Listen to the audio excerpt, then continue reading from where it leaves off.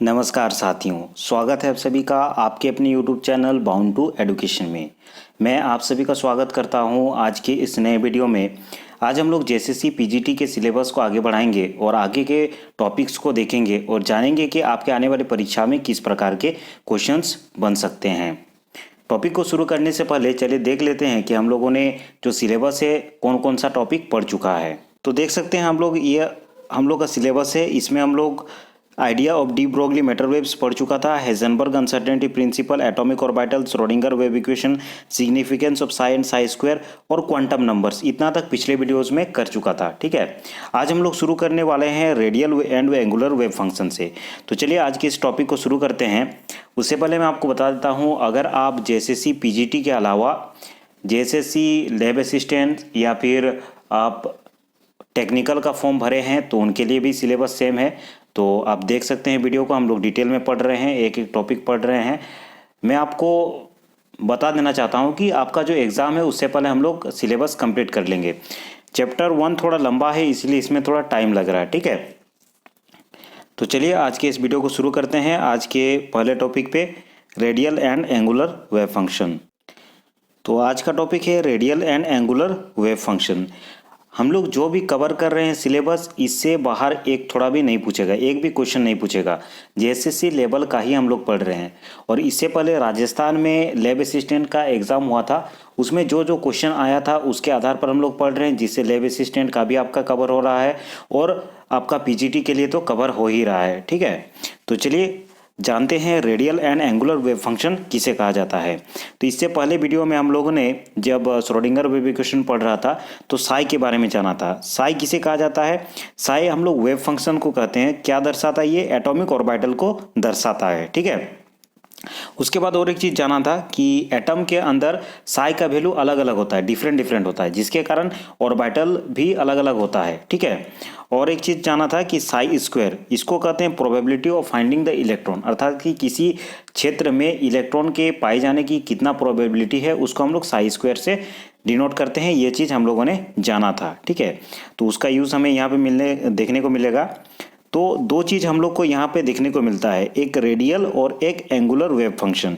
तो सबसे पहले हम लोग इसको जान लेते हैं। मान लेते हैं कोई न्यूक्लियस है, इसके चारों ओर इलेक्ट्रॉन रिवॉल्व कर रहा है। ठीक है, तो एक दूरी होगा, इसमें एक डिस्टेंस होगा जिसको हम लोग रेडियस कहते हैं। तो वही रेडियस से आया है रेडियल। ठीक है, तो इसी बीच इलेक्ट्रॉन कितनी दूरी पर रिवॉल्व कर रहा है उसी को हम लोग रेडियल वेव फंक्शन से डिनोट करते हैं। उसके बाद एंगुलर वेव फंक्शन, अर्थात कि ये किस डायरेक्शन में है, डायरेक्शन को जानने के लिए हम लोग एंगुलर का उपयोग करते हैं, किस एंगल में है। ठीक है, उसी एंगल से एंगुलर बना है। तो इन दोनों चीज़ों से मिलकर के वेव फंक्शन बना है, जिससे हमें इलेक्ट्रॉन के बारे में पूर्ण जानकारी मिलता है। ठीक है, तो वही चीज़ है कि एटॉमिक ऑर्बिटल को साई के द्वारा डिस्क्राइब किया जाता है, अर्थात साई के दो कंपोनेंट होते हैं, एक तो रेडियल एक एंगुलर। और रेडियल को हम लोग साई आर से डिनोट कर रहे हैं और एंगुलर को हम लोग साई थीटा और फाई से डिनोट कर रहे हैं। यहाँ पे दो एंगल है, थीटा और फाई, याद रखेंगे। टोटल हम लोग के पास कितना कंपोनेंट है? 3 कंपोनेंट हो जा रहा है। पहला कंपोनेंट हम लोग को देखने को मिल रहा है रेडियल का, और दूसरा कंपोनेंट और तीसरा कंपोनेंट हमें देखने को मिल रहा है एंगुलर का, क्योंकि एंगुलर में 2 एंगल होते हैं। ठीक है, यहाँ पे आप याद रखेंगे कि रेडियल डिस्ट्रीब्यूशन को हम लोग डिनोट करते हैं आर आर से या फिर साई आर से। ये चीज़ याद रखेंगे, इससे डायरेक्टली क्वेश्चन आपके परीक्षा में पूछे जा सकते हैं। मोस्ट इंपॉर्टेंट है, वेरी इंपॉर्टेंट है, आप इसे टिक करके रखें कि रेडियल डिस्ट्रीब्यूशन को किस प्रकार डिनोट किया जाता है। 4 ऑप्शन आपको मिलेगा। अगर आपका ऑप्शन में आर आर रहता है या फिर साई आर रहता है तो वो करेक्ट हो जाएगा। दूसरा याद रखेंगे, एंगुलर डिस्ट्रीब्यूशन को हम लोग इस प्रकार डिनोट करते हैं, ए थीटा साई या फिर साई थीटा फाई, इसको फाई कहा जाता है। ठीक है, तो इन दोनों चीज में से कोई एक रहेगा तो आपका करेक्ट आंसर हो जाएगा, जिसको हम लोग एंगुलर डिस्ट्रीब्यूशन से डिनोट करते हैं। तो हम लोग देख रहे हैं कि साई जो होता है वो radial part into angular part, इन दोनों ही पार्ट का क्या होता है? गुणनखंड होता है। ठीक है, गुना होता है, अर्थात कि Sai is the product of radial part and angular part. ठीक है, ये चीज़ याद रखेंगे। और एंगुलर पार्ट में 2 कंपोनेंट होते हैं, माफ कीजिएगा 2 वेरिएबल होते हैं। कौन कौन सा? एक तो थीटा और फाई। ठीक है, थीटा और फाई ये एंगुलर में वेरिएबल होते हैं, जबकि रेडियल पार्ट में एक ही वेरिएबल होता है आर। ठीक है, तो ओवरऑल हमारे पास कितना वेरिएबल है? ओवरऑल हमारे पास 3 वेरिएबल है, ये चीज़ याद रखेंगे। जिसमें रेडियल पार्ट में हमारे पास केवल 1 वेरिएबल है और एंगुलर पार्ट में हमारे पास कितना वेरिएबल है? 2 वेरिएबल है, एक थीटा और एक फाई। ठीक है, इस चीज़ को याद रखेंगे। इससे पहले और एक चीज़ हम लोगों ने पढ़ा था कि जो एस ऑर्बिटल है उसका शेप किस प्रकार होता है? स्फेरिकल होता है। ठीक है, चूंकि ये स्फेरिकल है तो आप किसी भी इसको अगर कोऑर्डिनेट सिस्टम में इसको आप एक्स वाई एक्सिस में दिखाते हैं तो आप इसको किसी भी एंगल में रख सकते हैं। इसमें एंगल का कुछ ज़रूरत नहीं है। ठीक है, एंगल का कोई फर्क नहीं पड़ता है, जिसके कारण आप एक चीज़ याद रखेंगे, एस ऑर्बिटल के वेव फंक्शन एंगुलर पोजीशन पर डिपेंड नहीं करता है। अतः सभी एस ऑर्बिटल सिमेट्रिकल स्फेरिकल होते हैं।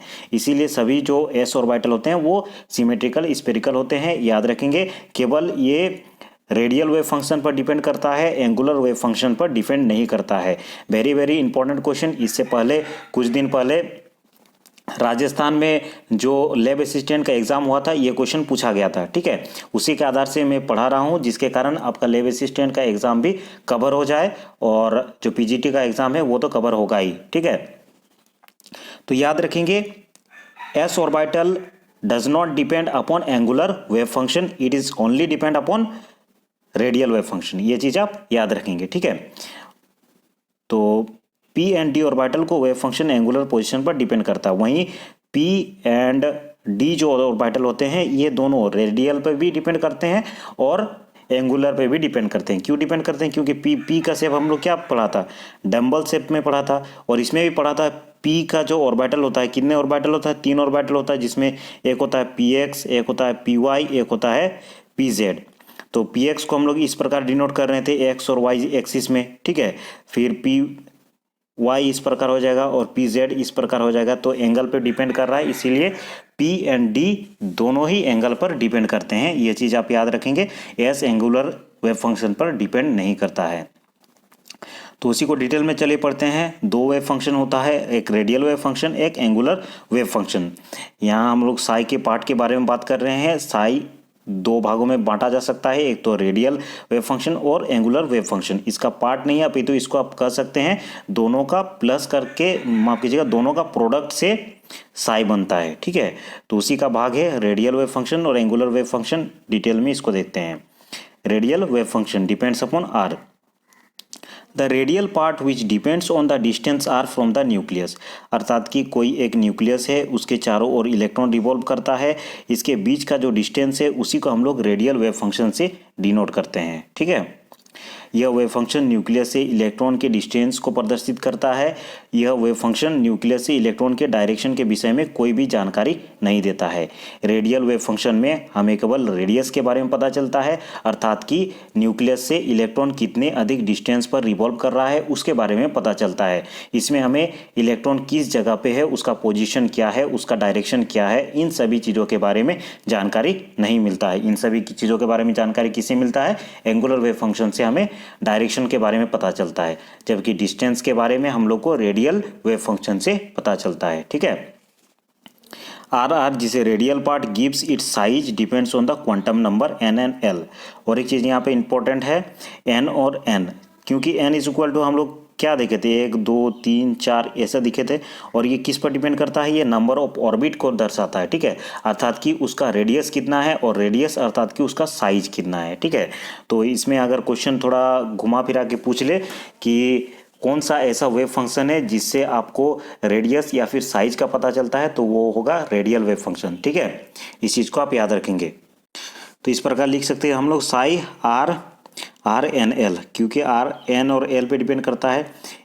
एल क्या है? एल एजीम्यूथल क्वांटम नंबर है या फिर सब्सिडियरी क्वांटम नंबर है, ये भी एन पे डिपेंड करता है। ठीक है, अर्थात कि साइज पे डिपेंड करता है, तो इसीलिए आर जो होता है एन और एल दोनों पे डिपेंड करता है।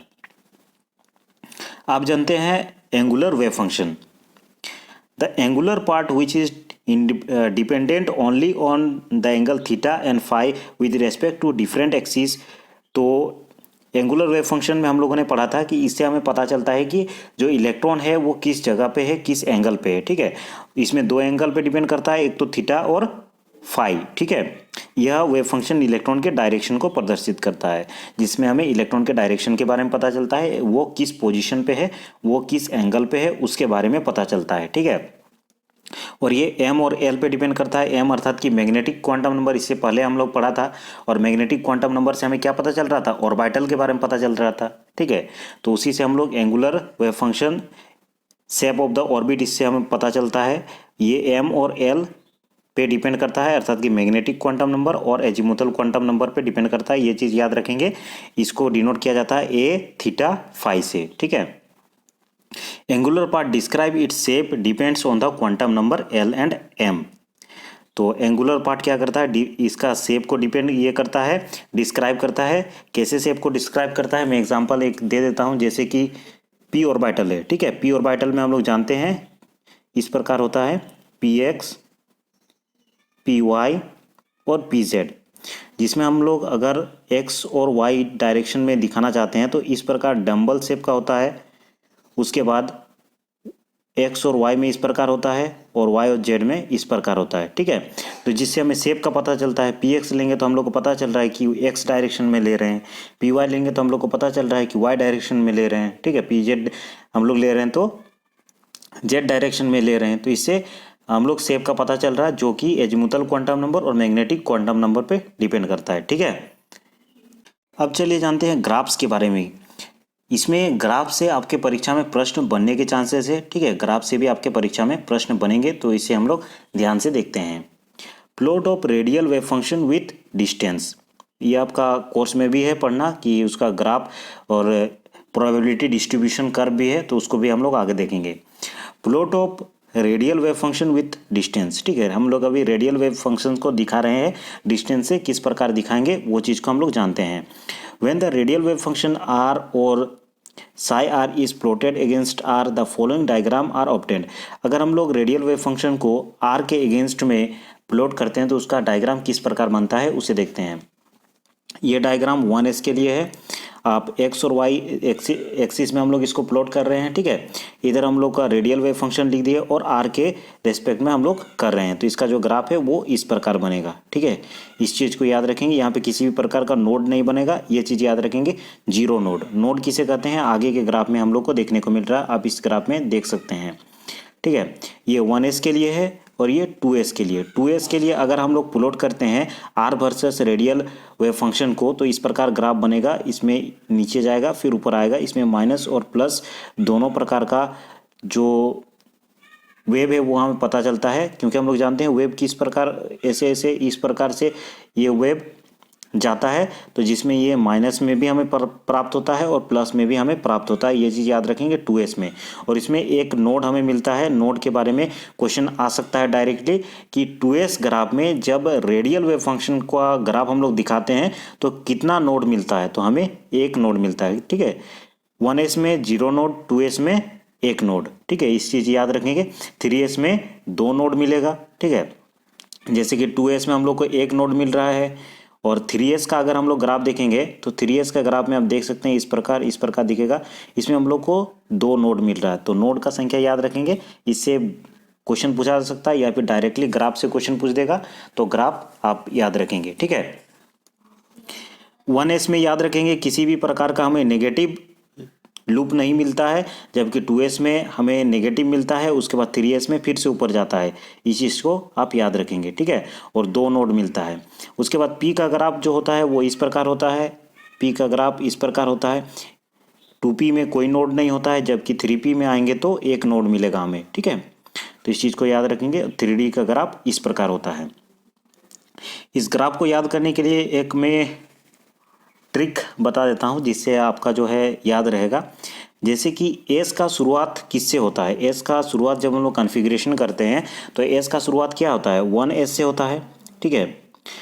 एस का शुरुआत 1s से होता है। पी का शुरुआत किससे होता है, पी का शुरुआत 2p से होता है, ठीक है। 1p तो नहीं होता है। डी का शुरुआत किससे होता है, डी का शुरुआत हम लोग का होता है 3d से होता है, ठीक है। ये होता है हम लोग का। तो जैसे ही आप प्लॉट करेंगे, मान लेते हैं एस का शुरुआत 1s से होता है, तो 1s का कोई भी नोड नहीं होगा, ठीक है। इसमें 0 नोड होगा। जबकि 2s में जाएंगे तो एक नोड होगा, 3s में जाएंगे तो 2 नोड होगा, 4s में जाएंगे तो 3 नोड होगा। अर्थात कि 2s में आपको एक माइनस कर देना है, एक नोड रहेगा, 3s में एक माइनस कर देना है, 2 नोड रहेगा, 4s में एक माइनस कर देना है, 3 नोड रहेगा। ठीक है।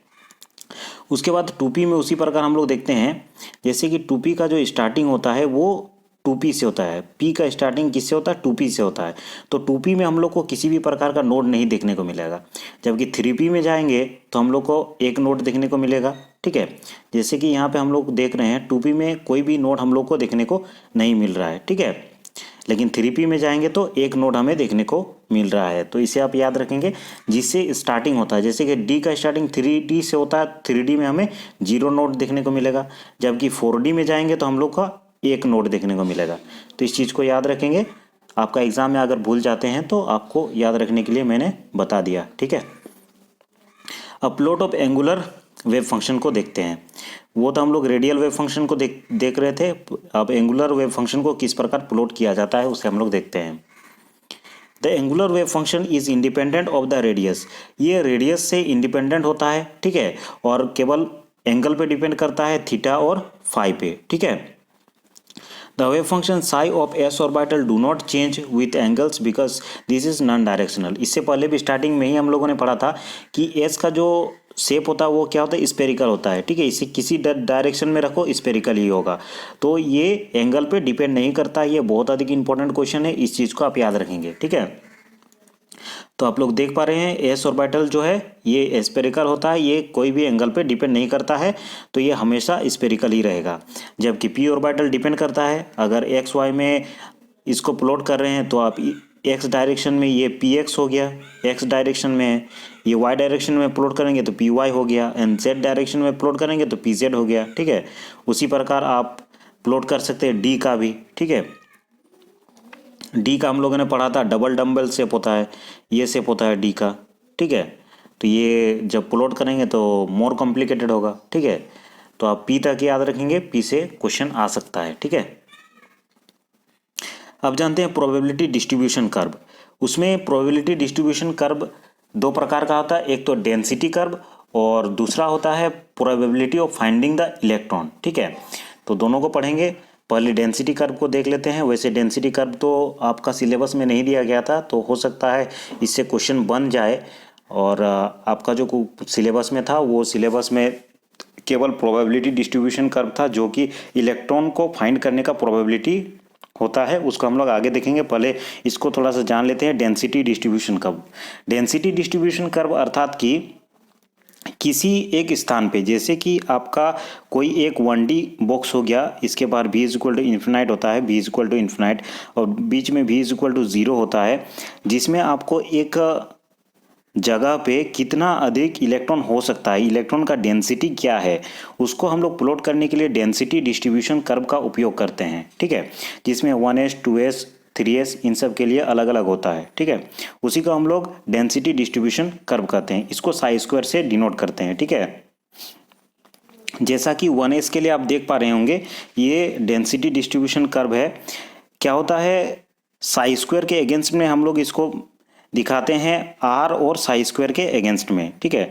तो अगर इधर r होगा, इधर साई स्क्वायर होगा, तो ये 1s के लिए क्या होगा, जैसे जैसे r बढ़ेगा सबसे पहले मैक्सिमम रहेगा, और जैसे जैसे r बढ़ेगा वो डिक्रीज करते जाएगा। ठीक है। ये डिक्रीज करते जाएगा, decrease with increase in r but never becomes zero. एक चीज याद रखेंगे, 1s का ग्राफ आप जब बनाएंगे, ठीक है, तो जैसे जैसे आप r को बढ़ाते जाएंगे, जैसे जैसे आप रेडियस को बढ़ाते जाएंगे, उसका जो साई स्क्वायर अर्थात की प्रोबेबिलिटी उसका होता है डेंसिटी का, मतलब इलेक्ट्रॉन जो डेंसिटी होता है वो धीरे धीरे डिक्रीज करते जाएगा, लेकिन कभी भी जीरो नहीं होगा। ये चीज़ याद रखेंगे। और सबसे अधिक प्रोबेबिलिटी मैक्सिमम होता है इस जगह पे, जब स्टार्टिंग में जितना रेडियस छोटा होता है, मान लेते हैं ये रेडियस है, ये रेडियस बढ़ते जा रहा है, तो जितना रेडियस छोटा होता है उतना अधिक इलेक्ट्रॉन पाने का डेंसिटी अधिक होता है। ठीक है। इस जगह पे डेंसिटी कम हो जाएगा, रेडियस और बढ़ेगा तो डेंसिटी एकदम कम हो जाएगा, लेकिन कभी भी जीरो नहीं होगा। इस चीज़ को आप याद रखेंगे। 2s में उसी प्रकार होता है। 1s में 0 नोड हम लोगों ने पढ़ा था, 2s में एक नोड हमें देखने को मिलता है। तो 2s का भी वैसे ही होता है, जैसे जैसे r बढ़ाएंगे तो सबसे पहले घटेगा, हमें नोड मिलेगा, फिर से वो बढ़ेगा, फिर उसके बाद घटना शुरू होगा और फिर घटते जाएगा, लेकिन कभी भी जीरो नहीं होगा। तो 2s का जो डेंसिटी ग्राफ है इस प्रकार बनता है। 3s का डेंसिटी ग्राफ उसी प्रकार 2 नोड हमें प्राप्त होगा और वो बढ़ते जाएगा। ठीक है, 2p का जो नोड डेंसिटी ग्राफ है वो ऐसे ही बनेगा जैसे कि हम लोग रेडियल डिस्ट्रीब्यूशन कर्व में हम लोग देखे थे, इसी प्रकार का ग्राफ बनेगा। ठीक है, तो इस चीज़ को आप याद रखेंगे। ये ग्राफ डेंसिटी ग्राफ उतना इंपॉर्टेंट नहीं है, आपका सिलेबस में नहीं दिया गया था, लेकिन फिर भी मैंने एक्स्ट्रा बता दिया। बाई चांस अगर माथा खराब हो जाए तो पूछा जा सकता है। अब कौन एक क्वेश्चन सेट करेगा उसका तो कोई माँ बाप नहीं है, लेकिन हो सकता है कि पूछ दे, इसीलिए हम लोग को पूरा तैयार रहना होगा।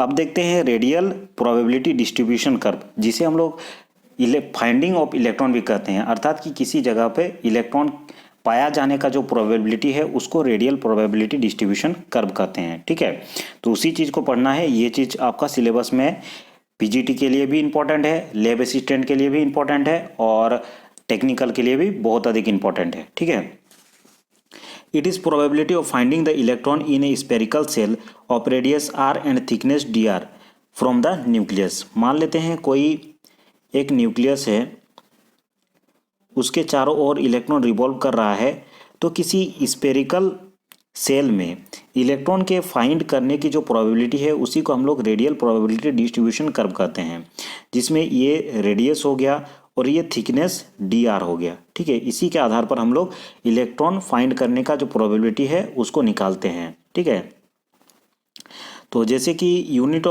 वॉल्यूम में इलेक्ट्रॉन पाए जाने की प्रोबेबिलिटी को हम लोग साई स्क्वायर से डिनोट करते हैं, और अगर डीवी वॉल्यूम में फाइंड करने का जो अगर इलेक्ट्रॉन के फाइंड करने का प्रोबेबिलिटी हम लोग को निकालना है तो साई स्क्वायर डीवी करते हैं। ठीक है, और एक चीज़ याद रखेंगे कि किसी यूनिट वॉल्यूम में साई स्क्वायर डीवी को हम लोग इस प्रकार लिख सकते हैं 4 पाई स्क्वायर डी आर। ठीक है, डीवी को हम लोग इस प्रकार लिख सकते हैं, इसे याद रखेंगे 4 पाई स्क्वायर डी आर, ये चीज़ हम लोग लिख सकते हैं, ये चीज़ आपको याद रखना है। ठीक है, अब देखिए प्रोबेबिलिटी हम लोग साई स्क्वायर डीवी से दर्शाते हैं, तो साई स्क्वायर डीवी की जगह में 4 पाई स्क्वायर डी आर ये लिख सकते हैं, और इसी के अगेंस्ट हम लोग जो ग्राफ है वो प्लॉट करते हैं। ठीक है, तो radial probability of finding electron इसको हम लोग दर्शाते हैं probability of density into volume of the radial shell. ठीक है, अर्थात कि सेल का वॉल्यूम डीवी को हम लोग इस प्रकार लिख सकते हैं 4 पाई स्क्वायर डी आर के द्वारा, तो उसी को हम लोग Sai square 4 pi square D R लिख सकते हैं। तो इसी को हम लोग ग्राफ में प्लॉट करते हैं, तो 4 पाई स्क्वायर डी आर एक साइड लिखेंगे और आर, इसका ग्राफ किस प्रकार बनेगा, इस प्रकार 1s का बनेगा, पहले ऊपर जाएगा फिर नीचे आएगा, और बीच में जो बनता है इसे it is called radius of maximum probability, अर्थात कि इस रेडियस पे सबसे अधिक इलेक्ट्रॉन फाइंड करने की प्रोबेबिलिटी है, इसको हम लोग रेडियस ऑफ मैक्सिमम प्रोबेबिलिटी कहते हैं। और इलेक्ट्रॉन के केस में r is equal to 0.529 angstrom, ये एक प्रकार से निकाला गया वैल्यू है। ठीक है, उसी प्रकार 2s के लिए हम लोग जो ग्राफ लिखते हैं वो इस प्रकार ग्राफ बनाते हैं, 4 पाई स्क्वायर इधर हम लोग प्लॉट करते हैं 4 pi square Sai square D R, और इधर r के अगेंस्ट में हम लोग प्लॉट करते हैं। तो 2s का ग्राफ इस प्रकार बनता है, जिसमें हम लोग जानते हैं कि इसमें एक ही नोड हमें देखने को मिलता है, इसमें r जो होता है वो 0.890 एंगस्ट्रॉम होता है और उसके बाद 2.7 एंगस्ट्रॉम होता है। ठीक है, ये दो हम लोग को कर्व यहाँ पे मिलता है, तो इसको रेडियल प्रोबेबिलिटी यहाँ पे 0 होता है। ठीक है, और यहाँ पे जो नोड मिलता है उसमें रेडियल प्रोबेबिलिटी अर्थात कि इलेक्ट्रॉन फाइंड करने की जो प्रोबेबिलिटी है वो 0 होता है। ठीक है, आप ग्राफ एक बार याद रखेंगे, इस प्रकार डायरेक्टली ग्राफ से क्वेश्चन बन सकता है। 2p के लिए जो ग्राफ है वो इस प्रकार बनेगा। ठीक है, आप इसे देख लें, इसमें r का जो वैल्यू है 2.1 एंगस्ट्रॉम होता है, ये चीज़ देख लें। अगर थोड़ा डीपली पूछा तो r का वैल्यू पूछ सकता है, नहीं तो ग्राफ से सिंपली क्वेश्चन बनेगा। आप ग्राफ याद रखेंगे और जो मैंने ट्रिक बताया है उसी के हिसाब से सारे ग्राफ बनते हैं, तो उस ट्रिक को याद रखेंगे, तब आपको जो भी क्वेश्चन ग्राफ से संबंधित आएगा एंगुलर या फिर रेडियल वेव फंक्शन से, वो आप आसानी से बना सकते हैं। ठीक है, और एक टॉपिक आपका दिया गया है सिलेबस में, शेप ऑफ sp-d ऑर्बिटल। ठीक है, sp और d ऑर्बिटल का जो शेप है वो किस प्रकार होता है, हालांकि इसके बारे में क्वांटम नंबर जब मैं पढ़ा रहा था उस टाइम भी बता दिया था, लेकिन फिर से मैं बता देता हूँ क्योंकि अलग से इसको दे दिया गया है आपका सिलेबस में, इसीलिए। तो शेप ऑफ s ऑर्बिटल का शेप तो आप सभी को पता होगा, ये स्फेरिकल होता है। ठीक है, जैसे कि 1s2 थोड़ा छोटा होगा, 2s2 थोड़ा बड़ा होगा, 3s2 थोड़ा सा और बड़ा होगा, ठीक है। 1s के लिए छोटा होगा, 2s थोड़ा बड़ा होगा, 3s और थोड़ा बड़ा होगा। तो s का शेप जो होता है वो स्फेरिकल होता है। वहाँ मैक्सिमम कितना इलेक्ट्रॉन रह सकता है, s ऑर्बिटल में मैक्सिमम 2 इलेक्ट्रॉन रह सकता है। ये चीज़ आप याद रखेंगे, ठीक है। उसके बाद पी ऑर्बिटल का शेप देखते हैं। पी ऑर्बिटल का शेप क्या होता है, डंबल शेप होता है और इसमें 3 अलग अलग हमें बनता है, पी एक्स, पी वाई और पी जेड एक्सिस में हम लोग को 3 अलग अलग इसका जो शेप है वो बनता है। पी एक्स इस प्रकार बनता है, ठीक है, जैसे कि 2px हम लोगों ने दर्शाया, 2py इस प्रकार बनेगा, 2pz इस प्रकार बनेगा, ठीक है। और ये तीनों ही क्या होता है, ऑर्थोगोनल होता है। तो ये चीज़ आप याद रखेंगे, ठीक है। और एक चीज़ याद रखेंगे, जैसे कि ऑर्बिटल डायग्राम, कोई भी चीज़ का अगर ऑर्बिटल डायग्राम पूछ दे तो वो ऑर्बिटल डायग्राम किस प्रकार होता है। मेरे ख्याल से अगर ऑर्बिटल डायग्राम नहीं पूछना चाहिए, लेकिन अगर पूछ दे तो याद करके रखिएगा। जैसे कि कोई एक आपको एलिमेंट दे दे जिसमें, जैसे कि इसमें 10 इलेक्ट्रॉन है मान लेते हैं, जिसमें 1s में 2 इलेक्ट्रॉन, 2s में 2 इलेक्ट्रॉन, 2p में 6 इलेक्ट्रॉन मान लेते हैं, इतना है। तो इसको किस प्रकार ऑर्बिटल डायग्राम हम लोग बनाएंगे, तो 1s के लिए एक छोटा स्पेरिकल हम लोग साइज का लिखेंगे, 2s के लिए उससे थोड़ा बड़ा, और उसके 2p का तीनों ही हम लोग दिखा देंगे। तीनों ही जो भी डंबल शेप का होता है, 1, 2 और 3, तीनों ही डायरेक्शन में दिखा देंगे। तो इसका जो ऑर्बिटल डायग्राम है वो बन जाएगा। डी ऑर्बिटल का हम लोगों ने शेप पढ़ा था, डबल डंबल होता है, ठीक है। इसको इस प्रकार से दिखाया जाता है। इसका अगर आपको ऑर्बिटल डायग्राम बनाना है तो इस प्रकार आप दिखा सकते हैं। देखिए डी एक्स वाई, इसका जो 5 डी ऑर्बिटल बनता है, कौन कौन सा, D X Y, D Y Z, D Z X, उसके बाद D X square minus Y square और डी जेड स्क्वायर, ये 5 हम लोग का डी ऑर्बिटल बनता है। 1 2 3 4 5, ठीक है। और पांचों में मैक्सिमम कितना इलेक्ट्रॉन रह सकता है, 10 इलेक्ट्रॉन रह सकता है डी सब सेल में। ये चीज़ हम लोगों ने पढ़ा था।